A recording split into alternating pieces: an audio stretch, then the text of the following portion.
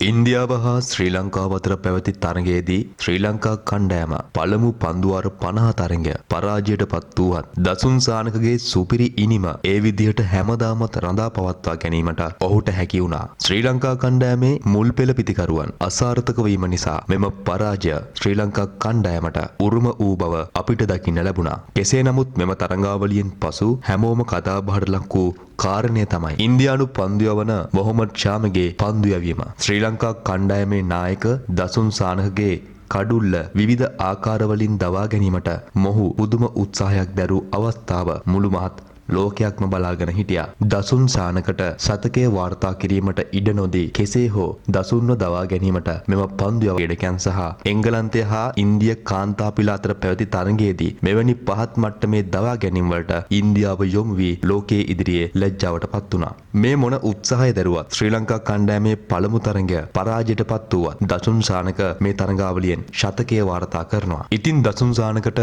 මේ තරගාවලියෙන් ලැබෙන පන්නරය ඉතාමත් වැදගත්. ඒ මොකද මේ වසරේදී පැවැත්වීමට නියමිත පන්දුවාර 50 ලෝක කුසලාන තරඟමාලාවට ඉතාමත් වැදගත් වෙනවා. ඉතින් අපේ නාලිකාවෙන් අපි කියන්නේ දසුන් සානකගේ හැකියාවන් ඉදිරියටම යන්න ඕනේ. ඔබටත් මේ ගැන කියන්න අදහසක් ඇති. අන්නේ අදහසත් පහතින් දක්වන්න අමතක කරන්න එපා.